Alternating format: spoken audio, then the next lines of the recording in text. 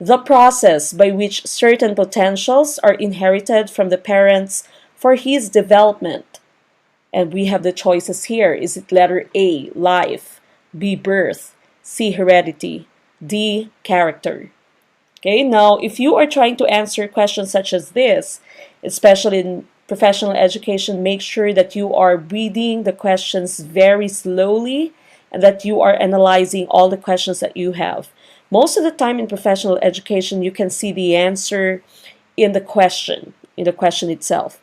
So here you have the terms process, okay, so it should be a process. And here in this process, the potentials are inherited from the parents to the offspring for his development. Okay, so which one do you think is the correct answer? Is it life, birth, heredity, or character? Of course, as you see, letter D cannot be our answer because we're talking about process. Character is not a process, and hence, letter D should already be eliminated. Okay, the correct answer here would be letter C. That's right. Letter C, heredity, is the correct answer for number 1. Okay, we proceed to the next one. Number 2.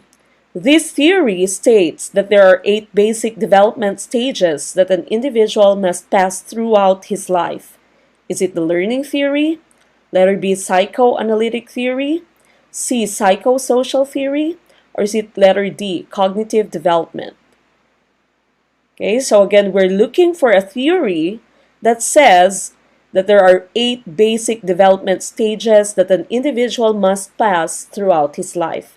The correct answer for this one would be letter C, the psychosocial theory. Okay, now psychosocial theory was actually formulated by Erik Erikson, one of the most notable theorists that we have in professional education. Okay, so these are the 8 stages of psychosocial development according to Erik Erikson. From 0 to 18 months, infant time, the infant is just learning to develop trust. Okay, so in this case, the infant is actually very fragile, very sensitive, and the infant is very dependent on the caregivers. Okay, so as caregivers, you need to be aware that 0 to 18 months, the infants are trying to develop the value of trust. Okay, so if you do not give her what she needs, then she might develop mistrust and not be able to trust people as she goes throughout her life. Now, for toddler age, there should be autonomy versus shame and doubt.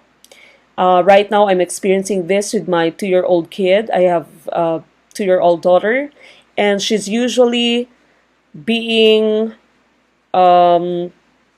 very decisive. So whenever she wants something, should usually tell us that I want this. No, this is better. No, this is what I really want. So if your daughter, if your son is in this age, you need to be careful and you need to give them a chance to really try to practice their autonomy. Okay? So now the next stage would be preschooler age, 3 to 5 years. That's initiative versus guilt. Then grade schooler, that's industry versus inferiority. Then you have teenage years, identity versus role confusion. Then young adult life, you have intimacy versus isolation. Middle-aged adult, you have generativity versus stagnation. Then 65 years or older, you have your integrity versus despair. Now, according to Erik Erikson, if you want to become successful in the latter stages, say you want to be successful in your middle-aged adult years, you need to be successful first in the previous stages that you have. So, ang ibig sabihin po nito, hindi kayo magiging successful bilang isang middle-aged na adult pag hindi nyo na successfully pass through yung lahat ng stages bilang infant, bilang toddler, bilang preschooler. Okay, so these are the 8 stages of psychosocial development according to Erik Erikson. Now, usually, the students would find it difficult to memorize these stages. So what I usually do is to go over the different mnemonics that we have here. So I usually say the first stage. For the first stage, you say trust versus mistrust. It sounds like rusty one. Rusty one. That means first stage, trust versus mistrust. Now, the second stage would be autonomy versus shame. So try to think of it. Your mnemonic would be, a guy named Shane is riding on an automatic bike. A guy named Shane is riding on an automatic bike. That means stage 2 is autonomy versus Shane. Now, stage 3, it's initiative versus guilt. That's initiative versus guilt. So what I'm trying to use here would be a tree beside an inn with quilt. Okay, a tree beside an inn with quilt. So that means stage 3 is initiative versus guilt. As you can see, initiative there is spelled with 2 N's because we're talking of an inn. Okay, that's an inn, I-N-N. Now, stage 4 is industry versus inferiority.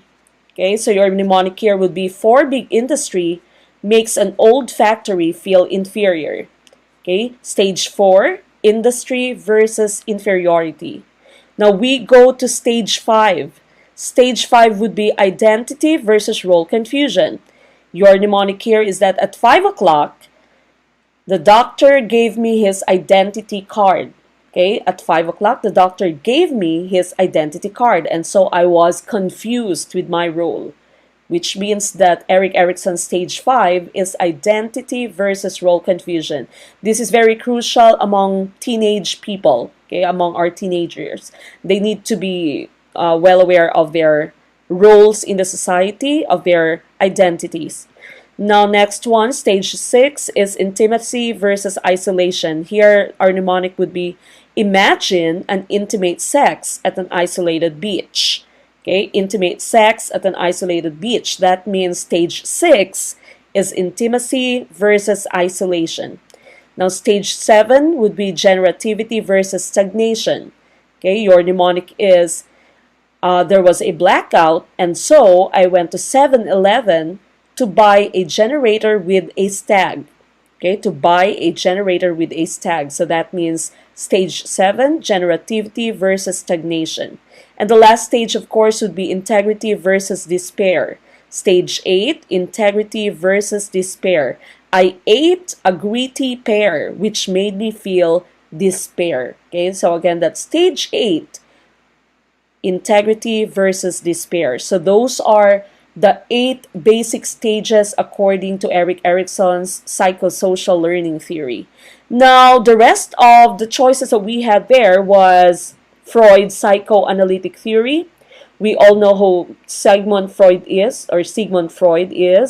And according to Freud, our decisions in life are ruled by the 3 parts of our consciousness. Okay, you have the id, the ego, and the superego. Now, the id among these 3, the id is your animalistic side. The id would always want to do whatever he wants to do. He does not care about what other people would say. He does not care whether it's right or wrong. Your id is your animal side. Okay, so your id would always say, I want to do that now. Now, the opposite of your id is your superego. The superego is the moralistic side of you. So your superego would always tell the id, it's not right to do that, so don't do that. Okay, the superego would always be very cautious. Now, the ego, on the other hand, out of these 3, the ego is the balance. Okay, so the ego would always be looking for compromise. The ego would say to the id, wait, we can't do that. And the ego would also tell the superego, no, you can also do that. We should find a balance. Your ego would always be the balance between the id and the superego. So that, according to Freud, are the 3 things that would rule out, or that would rule our decisions in life. Okay, these are all part of our consciousness. Now, if you are going to be thinking of an example for your id, ego, and superego, say the left would be tomorrow, or the left would be 2 days from now, and you have a friend who has a birthday party. If you will be using the id side of yourself, if your decision will be ruled by your id, then you will not be thinking about your exams. You'd say, that's fine. I won't be thinking about my exams. I'll go party tonight. Okay, so the id, as you can see here, the id would just be partying. Okay, the id does not really care about what tomorrow would bring. Now, if you are going to be ruled out by the opposite side, which is the superego, then the superego would say, I will not go to the party. It's not right for me to go to the party since the let is coming up. So I'll not go to the party, I'll just study. I won't even eat. I'll just study and study and study. I won't even sleep. Okay, so the superego and the id are two extremes. The ego, on the other hand, that's the balance. So the ego would say, I should compromise. So I'll go to the party, but maybe I'll just eat dinner or say hi to my friends. Then after that, I'll go home and take some rest because, as you know, the let is coming up soon. Okay, so that's the id, the superego. Both of them are extremes. And the ego, of course, that's the balance. So those are the three parts of Freud's psychoanalytic theory. Now, you also have the learning theory of Piaget, Piaget's cognitive stages of development theory. There's 4 stages here. So the first stage would be called the sensory motor stage. The second stage is pre-operational stage. Then you have stage 3, concrete operational, and of course you have stage 4, which is formal operational. Now usually I'd use the mnemonics smart people cook fish. As you can see, the abbreviations, it's S, smart, then P as in people, then C as in cook, then you have letter F, fish. So I'd say smart people cook fish, and those would stand for the different parts of these cognitive stages of development according to Jean Piaget. Now we go over the different stages one by one. The first stage, of course, that we have there is the sensory motor stage. That's from birth to 2 years old. Now, some important details about the child during the child's development at this stage is that the child is very busy using her senses, her reflexes. So as you can see, the child has actually a lot of reflexes that, like for example, the child has the sucking reflex. Anything that the child holds, the child will just grab and put them into his or her mouth and suck on them. Okay, so that's the sucking reflex by the child. Meron din po tayong tinatawag na moro reflex. Yung moro reflex naman, yung pag nagulat yung bata ay magsi-stretch out siya ng kanyang hands and then she or he would curl up. That's the motor reflex. Okay, so these are some of the different reflexes that a child can have.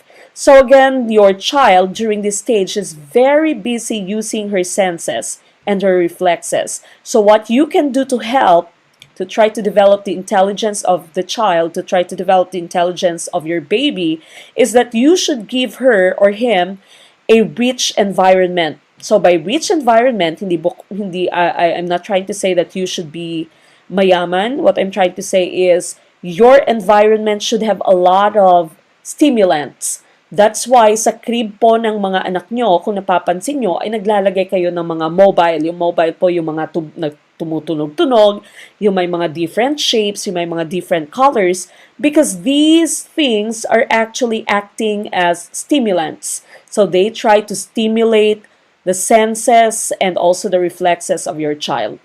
So again, in your sensory motor stage, the child is very busy, very eagerly learning about his or her environment through the senses. Now, meron din pong very important part here which we call stranger anxiety. Stranger anxiety naman po, yung anak nyo ay palaging iiyak pag nakakita ng stranger. Or if you'd want your friend to hold your baby, the baby would usually cry. Okay, so hindi ito dahil hindi na sana yung anak mo na lumabas ng bahay. It's not the reason behind that. The reason is that during this stage talaga, the child would experience stranger anxiety. Okay, so very anxious siya, very scared siya of people whose faces are not familiar to the child. Now, the last step here that we have would be object permanence. The object permanence is actually acquired after the 6th month of the child. So, yung object permanence, pag wala pang object permanence yung child, pag hindi kanya nakikita, hindi siya iiyak because whatever it is that he or she does not see in the child's mind, that thing or that person does not really exist. So walang pagka-miss, wala pa siyang feeling ng nami-miss kanya kasi nga hindi siya aware na nag-e-exist ka pag hindi kanya nakikita. Okay, so out of sight, out of mind, yung sinasabi natin for object permanence. Pero once na na-establish na nung child yung object permanence, alam na niya, for example, in this picture, alam na niya na kahit na tinakpan niya nung blanket yung toy niya, once she removes the blanket, the toy would be there. Okay, so that's object permanence. So during this time, when you say bye to the baby, for example, the baby would already start crying. Dahil yung baby ay nakapag-establish na ng object permanence, she already knows that her mom exists. There is a certain person that she calls her mom. And when that person is out of her sight, then she'd say, where's my mom? She'll start looking for her mom because she already has object permanence. So these three are actually very outstanding characteristics of a child at the sensory motor stage. Now we go to the next stage, which is the pre-operational stage. The second stage here, which we call the pre-operational stage, meron siyang iba't ibang characteristic yung anak mo. The first one would be egocentrism. The child is only able to consider things from their own point of view and imagine that everyone shares this view. Now, this egocentrism, this theory, or this concept was proven by Piaget when he had this test. Okay, this was called Piaget's 3 mountains egocentrism test. So the child was placed opposite the doll. Okay, and from the side of the child, nakikita niya isang bundok lang. But from the side of the doll can actually be able to view all 3 mountains. And then the child was asked to draw what the doll can see. Okay, so the psychologist, Piaget said, or Piaget asked the child, can you draw? Pwede mo bang i-drawing kung ano nakikita nung manika? And the child has only drawn 1 mountain because that's what he can see. So in this case, in the concept of egocentrism, the child thinks that whatever it is that he perceives, whatever it is that he thinks, that he sees, this is also true for all of the people. So kung anong nakikita niya, feeling niya, yan din yung nakikita ng iba pang tao. So that's egocentrism. So during this stage, your pre-operational stage, the child is actually very selfish. Okay, palagi siyang selfish. Or the child would say, no, yesterday, the one I told you yesterday, or yung ginawa ko kahapon. So ikaw, dahil busy ka, dahil marami kang ginagawa, nakalimutan mo na kung ano yon. But the child would insist that you know what she's talking about, or that you know what he's talking about. Because he thinks that what he's thinking is also what you're thinking about. Okay, so that's egocentrism. Now, the second part that we have here is centration. Centration is the opposite of conservation. Ang sinasabing centration is that yung child ay may tendency to focus on only one aspect of the situation. Nakafocus lang siya sa isang bahagi ng isang bagay.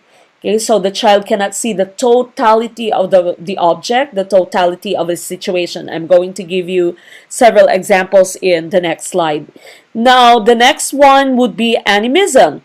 Sa animism naman, kinakausap nung child yung mga inanimate objects like yung electric fan, kakausapin niya, or yung pintuan, kakausapin niya, or minsan pag na-bump siya sa wall, ay susuntukin din niya yung wall dahil feeling niya yung wall is also animated. Yung wall is also living or the fan is also living. Okay, so that's animism. We all went through this. Okay, so lahat tayo kinausap yung wall, kinausap yung fan, kinausap yung pintuan. Okay, so it's very natural for us to do this at the pre-operational stage. Walang kaso doon. Okay, so now the last part would be symbolic play. For symbolic play, the child's imagination is very rich.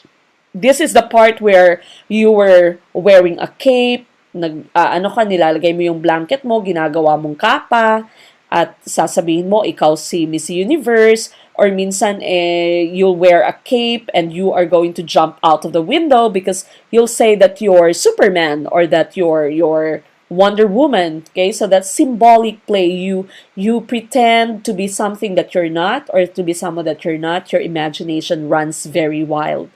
Okay, so these are the parts of your pre-operational stage. They're actually all very fun. Okay, sarap pong maging bata. Lahat ng ito ay napagdaanan natin. Okay, so talking about centration and conservation, sinasabi ko kanina, Pag yung child ay nasa pre-operational stage, yung sinasabi natin kaninang pre-operational stage, at yung child ay meron pang centration, nakafocus lang siya sa isang bahagi ng isang bagay. For example, if you have 2 equal glasses of liquid, okay, equal po yung amount of liquid inside these glasses, and when you pour one of the liquid or one of the contents of these glasses into a taller, narrower glass, and you ask the child kung saan dito yung mas maraming laman. Okay? A child in his pre-operational stage would say that the taller, narrower glass has more content, that the taller, narrower glass has more liquid inside it. Okay? Kasi yung focus niya ay nasa isang aspect lang ng glass, in this case, in the height of the glass.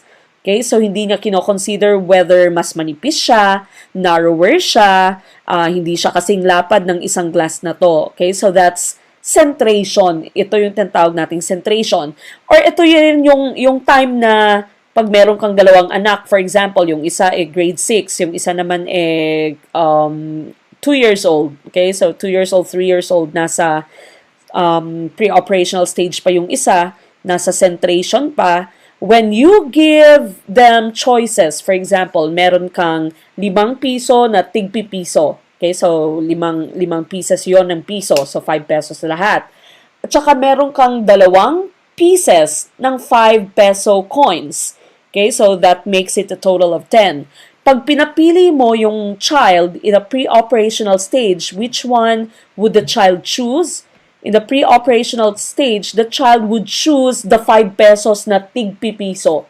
Dahil para sa kanya, mas marami yon. Okay, so the child does not really know the concept of value. The child does not know the concept na yung 5 peso coin would have a bigger value than your peso coin. Okay, so this is centration. This is the child at its pre-operational stage. Okay, now, the next stage that we have would be your concrete operational stage. Now, nasa school na yung bata during this time, no? That's already at age 7 until 12 years old. So, some important characteristics of the child here would be, first, reversibility, awareness that actions and operations can be reversed. Now, prior to this, if the child has not reached the concrete operational stage yet, hindi pa alam ng bata kung paano mag-subtract.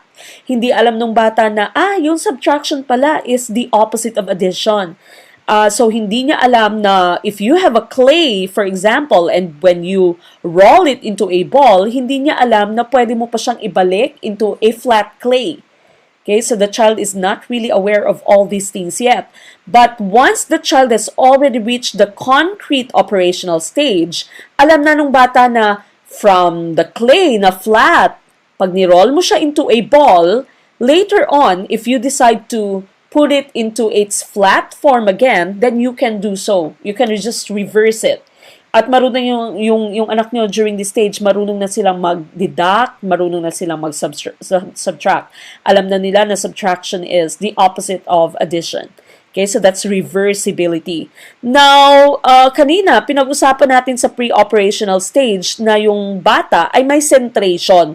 Nakafocus lang siya sa isang aspect, isang part ng isang bagay. When the child reaches the concrete operational stage, ay meron na siyang conservation. Alam na niya na pag meron kang 2 baso, for example, and you pour the contents of one of these into a taller, narrower glass, pareho pa rin yung amount nila. The child in this case will not say that the taller, narrower glass has more water in it. Dahil alam na ng child na taller nga siya, narrower nga siya, so narrower nga siya, so makipot nga siya. So that means the child does not just center his focus, his attention on one part, one aspect of an object. Pero nako-consider na niya lahat ng bahagi ng isang bagay. Okay, so that's conservation or decentration. Now, the last part would be seriation.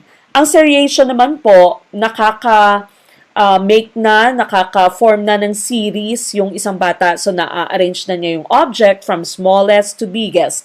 Na-arrange na niya yung objects from shortest to longest. Okay, so the child can already form series, that's seriation. And of course, the last stage for Piaget's cognitive development theory would be formal operational. Okay, so formal operational naman, higher thinking na yung, nasa higher level of thinking na yung bata. So, meron na siyang logic, meron na siyang abstract thinking, marunong na siyang mag-solve ng problems. Okay, so the last stage for Piaget's cognitive development would be formal operational stage. Okay, now we go to number 3. Number 3's question is, this is the transition age where rapid physical changes and sexual maturity occur, resulting in changes in feelings, thinking, and acting.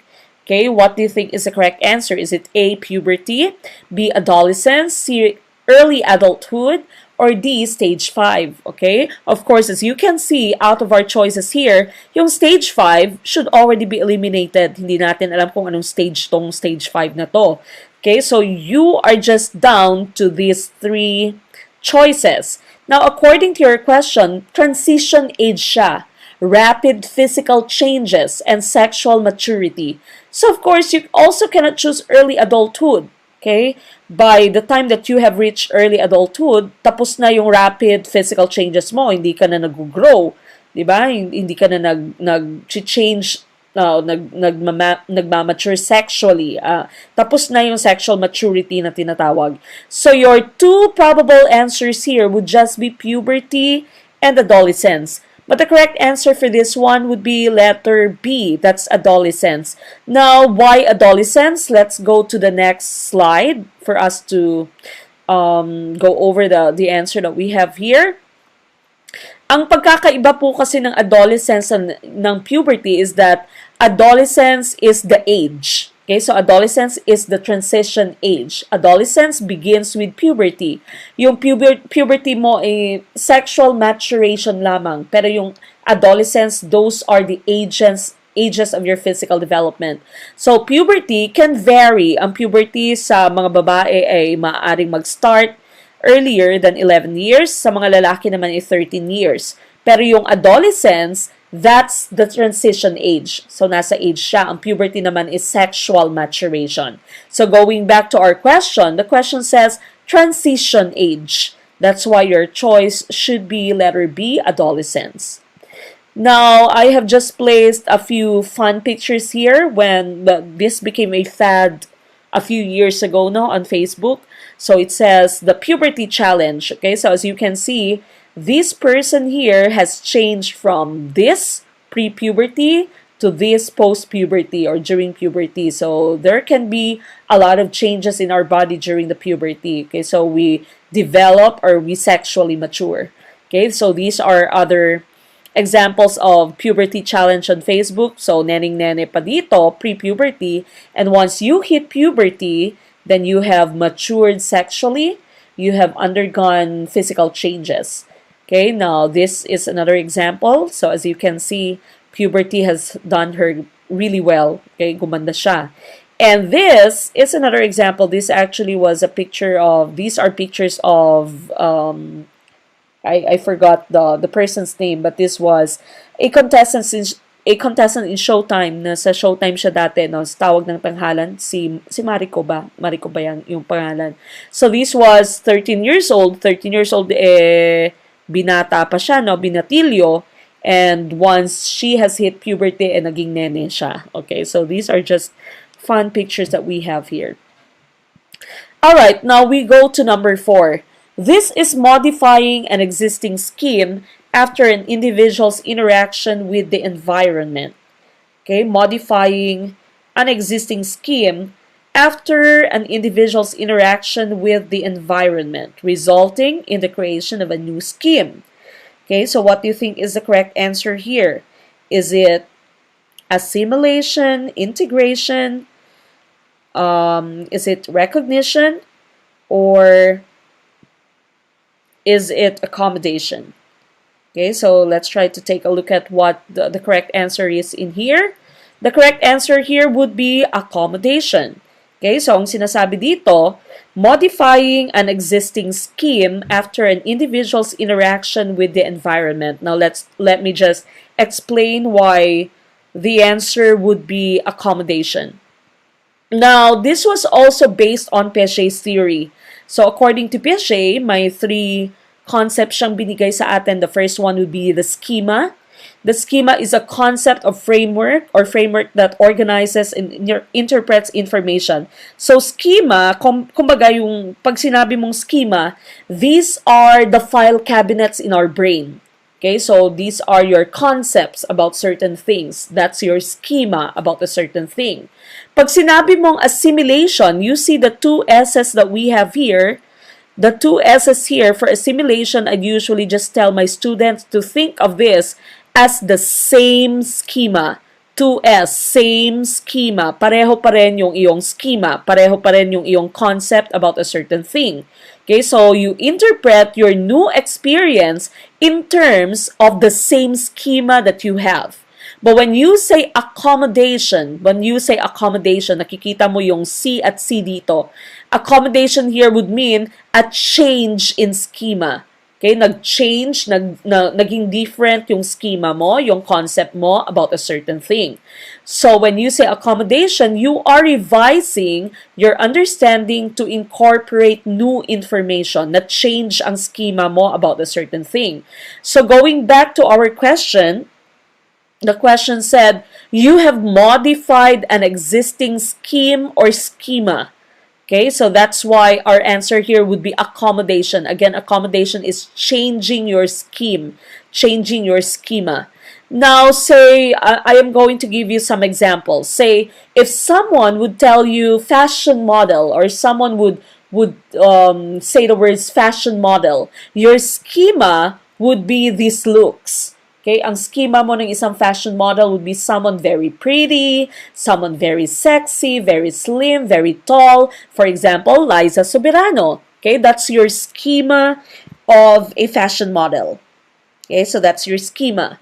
But, so if someone would say that this girl is actually a model, pag hindi siya nag-fit sa schema mo, and you are trying to still undergo the process of assimilation, the same schema, you'd say, no, hindi siya model, hindi siya fashion model, hindi siya pwedeng maging model because she has a skin defect.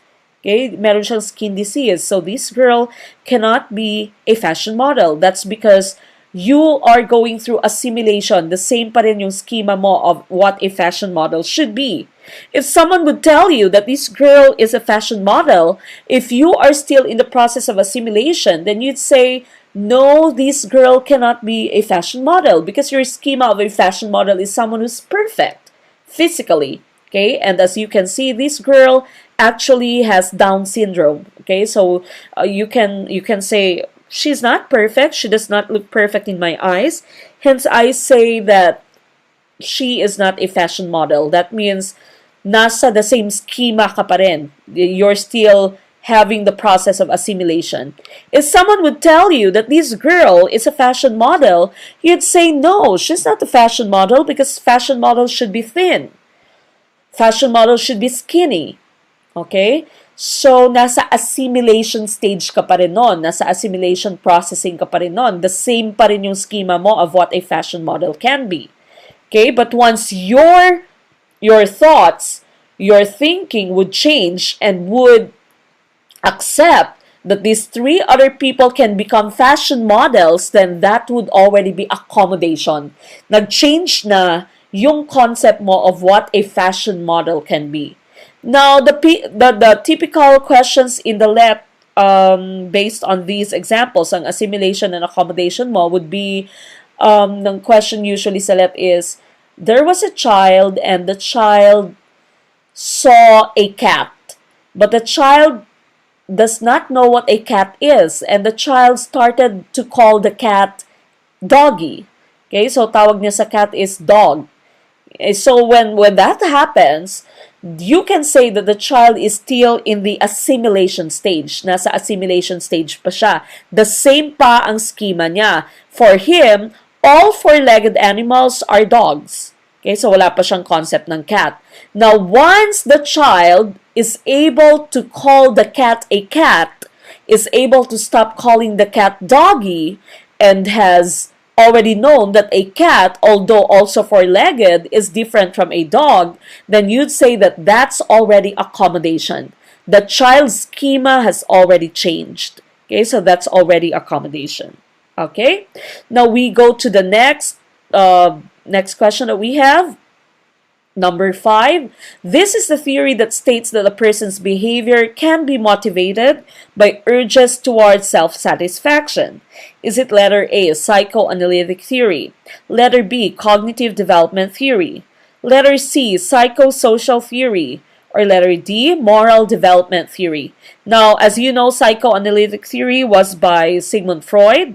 Cognitive development theory, of course, is by Jean Piaget. Your psychosocial theory, we've already discussed that. That's by Erik Erikson. And moral development theory is by Kohlberg. Okay, now what do you think is the correct answer here? In this case, your answer is theory that states that a person's behavior is motivated by urges towards self-satisfaction. Self-satisfaction, your answer would be psychoanalytic theory. Okay, your answer is psychoanalytic theory according to Freud. Now, let's go over the different theories that we have here.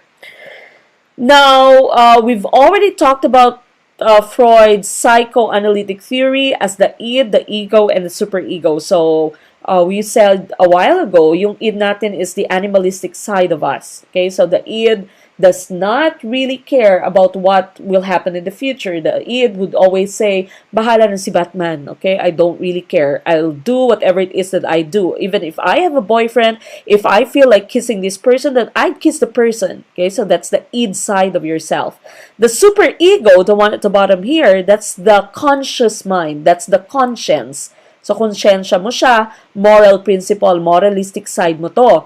So, the superego said, no, I shouldn't be talking with any other guy because I have a boyfriend. Okay, so napaka-moralistic ng superego. But the ego on the other hand, the one in the middle, that's the part of the conscious mind which strives to balance everything. Okay, so it balances everything. It seeks to find a compromise between the id and the superego. Okay, so if you are using the ego, then you find the balance between your id and your superego. You'd say, I can talk to him, although he's a boy, I can talk to him, although I have a boyfriend, because there's nothing wrong with that.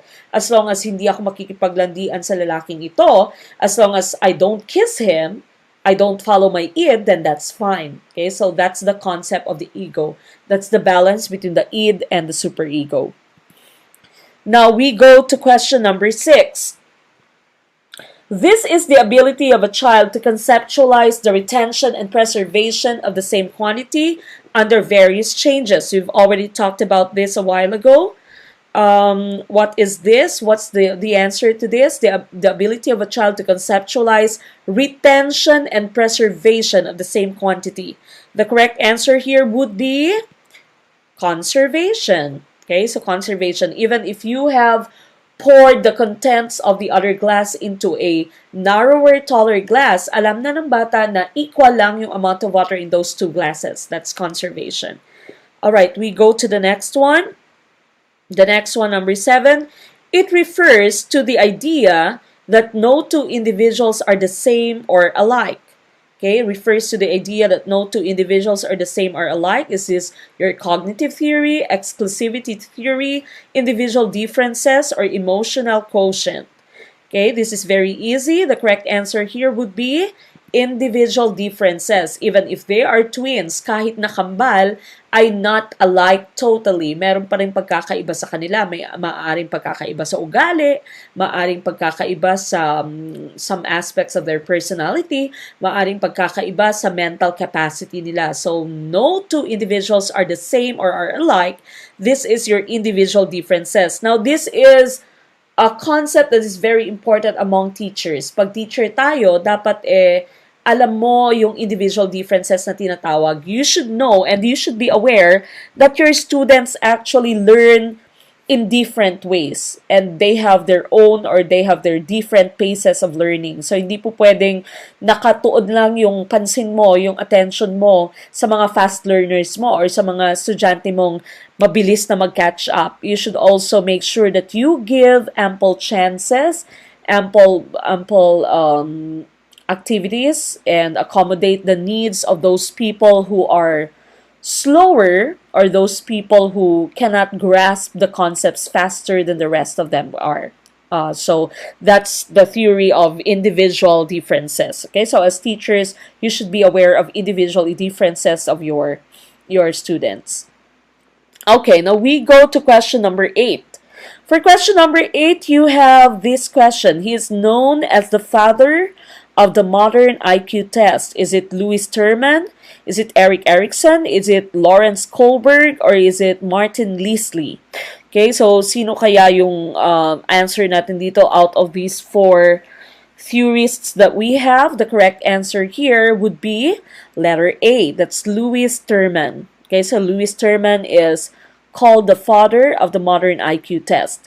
So, ito yung IQ test ni Terman. He actually used Binet's research to construct the modern-day IQ test called the Stanford-Binet test. Okay, so IQ is actually solved by using the formula mental age divided by chronological age times 100. So whatever is the mental capacity, the mental age of the child, divided by the actual age of the child times 100. That is the formula for IQ. Okay, so actually, isa sa mga pinakakilalang geniuses that we have, Einstein's IQ is 160 plus. Okay, so average would be around 90. 90% would be average. So we all hope that we have this. If you have more than that, then that's already above average, high intelligence, and so on. So, nakikita nyo, sobra-sobra na si Lolo Einstein natin. Nandito na siya sa 160. Okay, we go to the next slide. This is question number 9. Intellectual appreciative experience is, okay, your correct answer here would be based on the premise that all learning has emotional correlates. Ang question natin dito, sinasabi intellectual appreciative experience. You cannot appreciate something intellectually hanggang hindi mo siya na-enjoy, which is actually true in cases of sa mga subjects natin na medyo mahirap, no, in cases of, say, math, for example, your math, the subject math, you won't learn to learn or to really love to learn math unless you appreciate the beauty of math, unless you start getting the fun that you get from computations, from problem solving.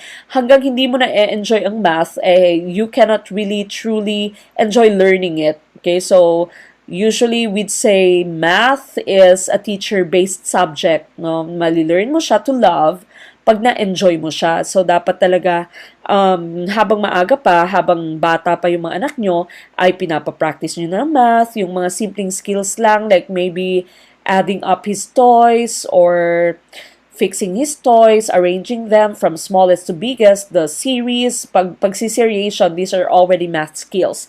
So, as soon as you learn to appreciate a certain subject, like math, for example, a difficult subject at that, then you'd learn to enjoy learning it.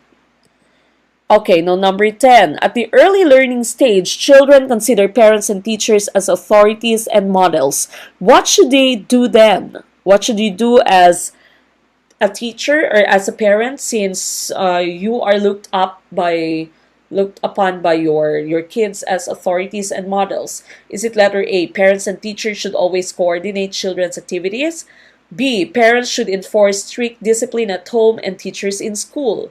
Letter C, parents and teachers should always be the role models. Letter D, parents and teachers should always consult each other with regards to the child's intellectual development. So, the question, this one here says, anong dapat mong gawin since kino-consider kang model ng iyong anak? And the correct answer here would be, parents and teachers should always be the role models. Okay, so that's why around our kids, around our students, we should be very careful and we should be very cautious with the way we act, because of course the kids are very absorbent. They can easily imbibe whatever it is that we show them. Okay, so sometimes, for example, nagmumura ka lagi, you don't really teach your child directly kung paano magmura, and then one day, nagulat ka na lang, narinig mo siya magmura. Tapos nagalit ka, sabihin mo, ano sinabi mo? Kanino mo natutunan yan? Okay, and then the child would just look at you. So just be careful when you are around your kids, when you are around your young students, because they are very absorbent. They can imbibe everything that you try to show them, and even the words that you speak in front of them. Okay, so number 10 would be letter C. Now we go to 11. Yes, before we go to that, as you can see here on this slide, this is what we said a while ago. Now, children see, children do. So kung anong nakikita ng bata, ng mga anak nyo, ay gagawin din yan. No? So usually at this age, sasabihin lagi ng anak mo sa'yo, mommy, whatever you're doing, I also want to do.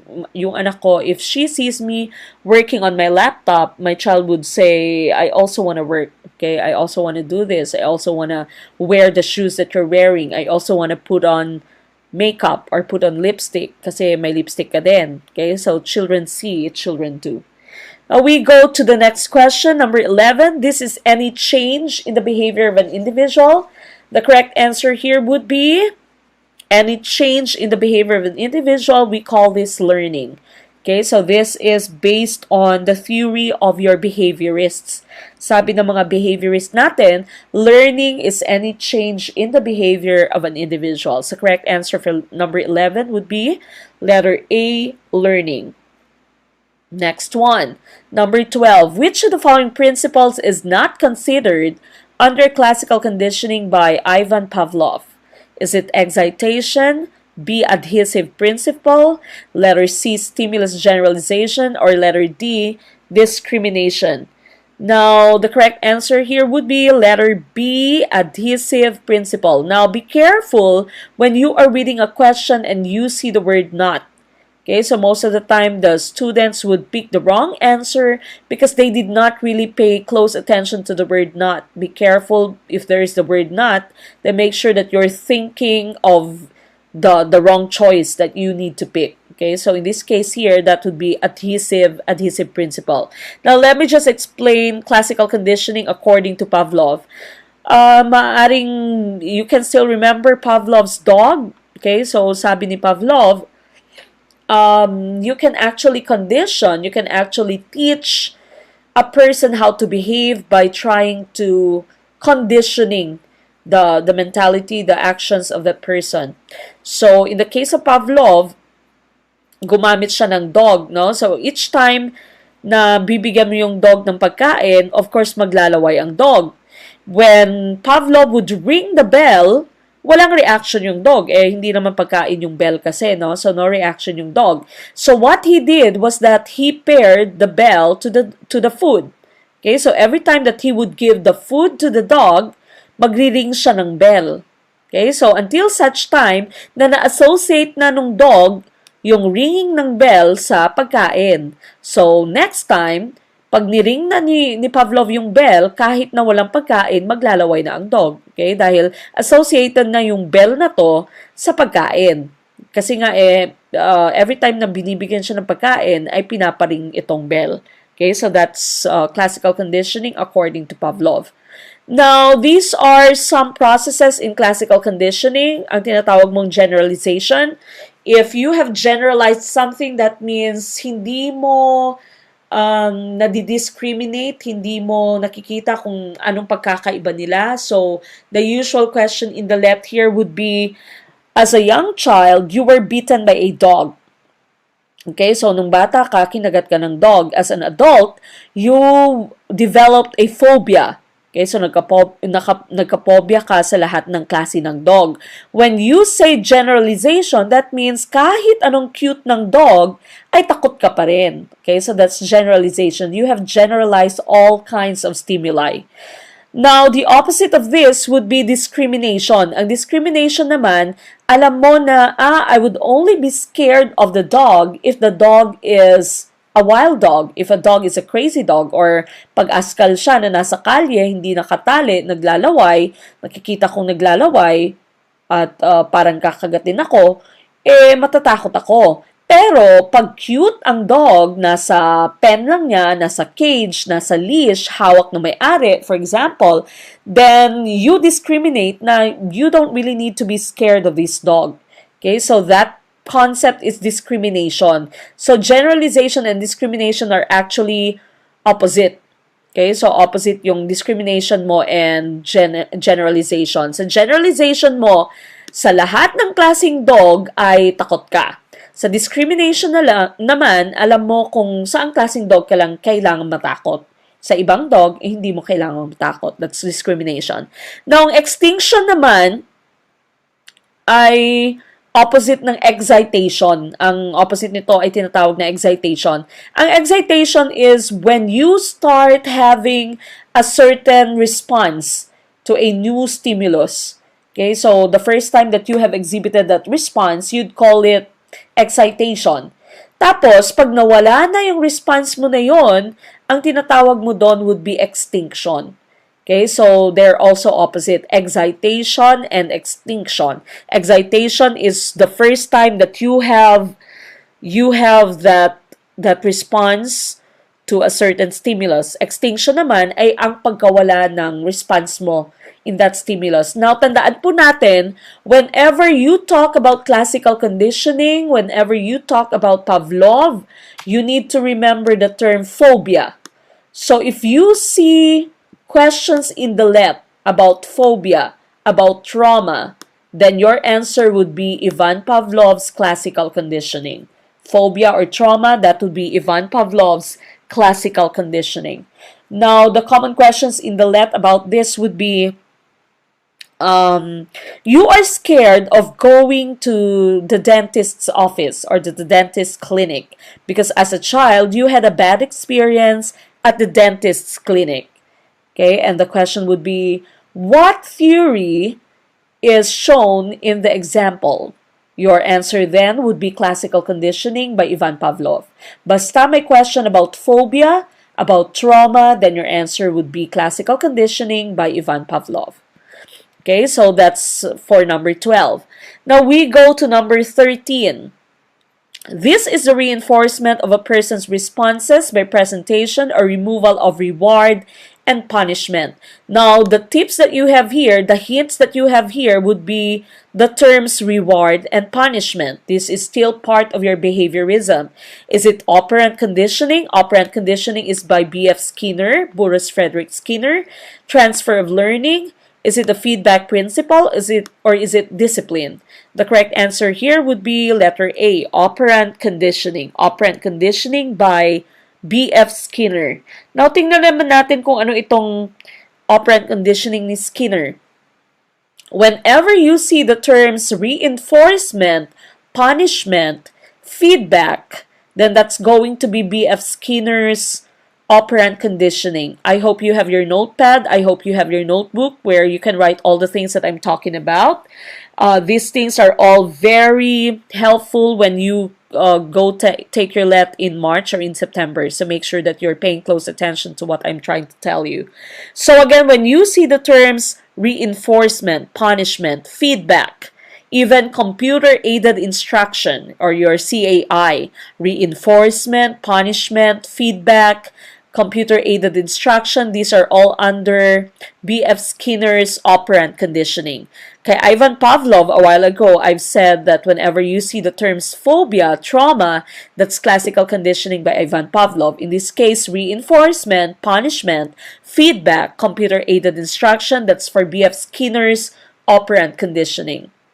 Now, ano naman yung transfer of learning? Ang transfer of learning, it says here, the application of skills, knowledge, and or attitudes that were learned in one situation to another learning situation. So, you can actually have a transfer of learning pag may identical elements yung dalawang experience na to. Kung this element has the same or identical elements as the same experience that you have here, then you can actually transfer your learning. Now, in present-day education, we call transfer of learning application. Okay, another term for transfer of learning would be application. All right, we go to the next slide. Ano naman ang feedback? Feedback is giving your comments, giving your suggestions to someone or to a student, for example, about a certain quiz. Okay, so we need to remember that whenever we're giving the quiz and we want to give the feedback, it should be ASAP. It should be as soon as possible. Okay, now focus on the positive. It should be something that is given privately. So do not give it in public. Focus on behaviors that can be changed, not on personality traits, because of course your personality traits are very difficult to change. Okay, so that's effective feedback. Now, discipline naman, you know the meaning of the term discipline. It is defined as training or molding of the mind and character to bring about desired behaviors. So, tinitrain mo someone to become a better individual, to have better or to have desired behaviors. That's disiplina. So, that's why one advice that I can give you is if you have kids, as early as you can, dapat dinidisiplina na sila dahil nga pag sinasabi natin, pag malaki na yung sungay, ay mahirap nang putulin. No? So, bata pa lang, dapat you try to discipline your child or you start disciplining your child if, or while your child is still very young. Okay, question number 14. This stimulation of action best explains the behavior of an individual to take what he perceives to be the shortest route or route in his goal. Is it recognition, assimilation, response, or motivation? Again, this is stimulation of action. These are also your tips there. Okay, stimulation of action that explains behavior of an individual to take what he perceives to be the shortest route in his goal. The correct answer here would be motivation. Okay, motivation is a stimulation of action.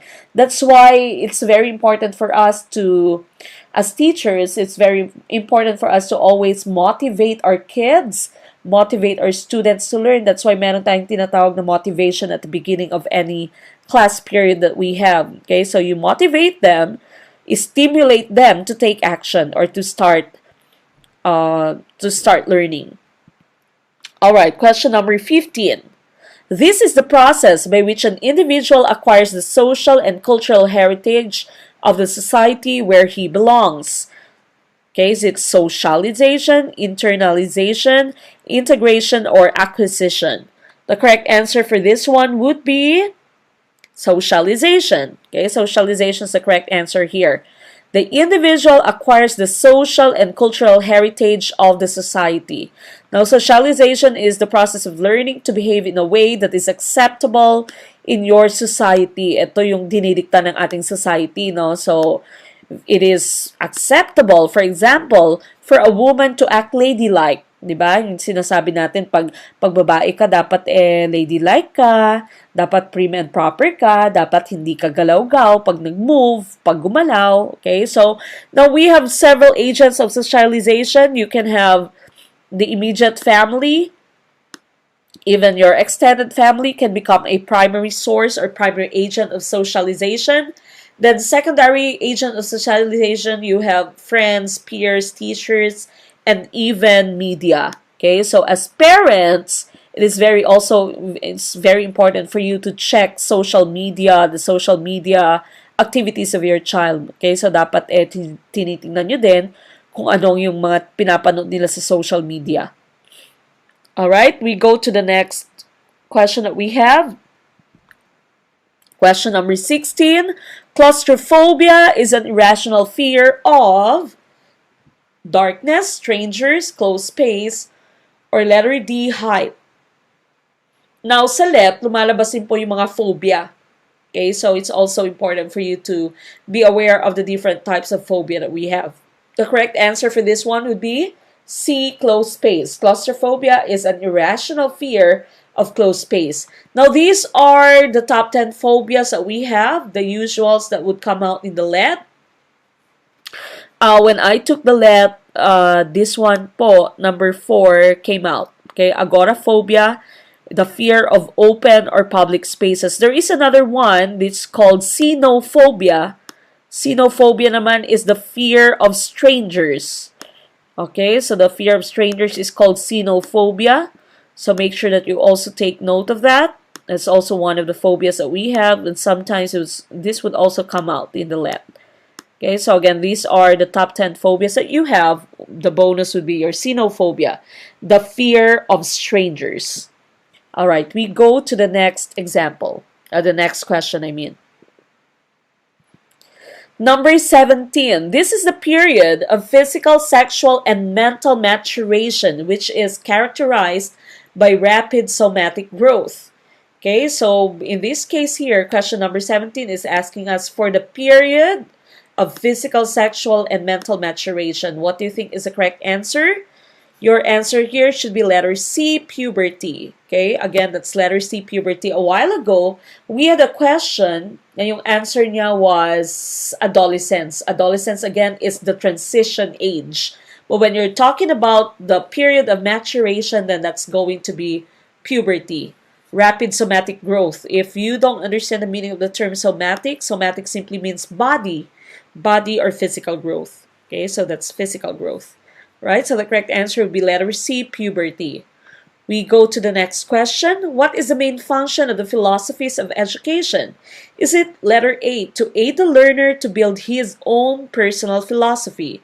Letter B, to define goals and set directions from which educational efforts should be exerted?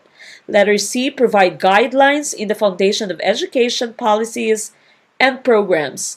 Letter D, provide norms and standards for evaluation purposes. Okay? Now, the correct answer here would be letter B, to define goals and set directions from which educational efforts should be exerted. Okay, that's the correct answer for number 18. Why? Because when you're talking about philosophy, philosophy actually gives you direction. Okay, it gives you direction in education. Now, so when you have your philosophy, the school officials, teachers, all the stakeholders would coordinate and put their efforts toward achieving that aim of your philosophy. Okay, so it attempts to establish coherent meaning within the whole domain of thought. So again, whenever you say philosophy of education, that's the guiding principle that you have. So if someone would ask you, if you have an interview, and that person would ask you, what's your philosophy of education? That means, what is your guide in teaching? Okay, anong pinaka-basis mo when you teach students? What's your driving principle in teaching students? So that's your philosophy of education. All right, next one, next question. 19. According to Froebel, kindergarten is also known as blank. Is it A, a place where children have fun and enjoyment? Letter B, a garden where children could grow and develop. Letter C, the learning center for life. Letter D, a place where new beginnings begin. The correct answer for this one would be letter B, a garden where children could grow and develop. Now, Froebel is actually known as the father of kindergarten. So kindergarten actually came from a German term, which means garden for the children. It is a preschool educational approach, traditionally based on playing, singing, practical activities such as drawing, and social interaction as part of the transition from home to school. Okay, so that's kindergarten. That's the meaning of the term kindergarten from the father of kindergarten himself, which is Friedrich Froebel.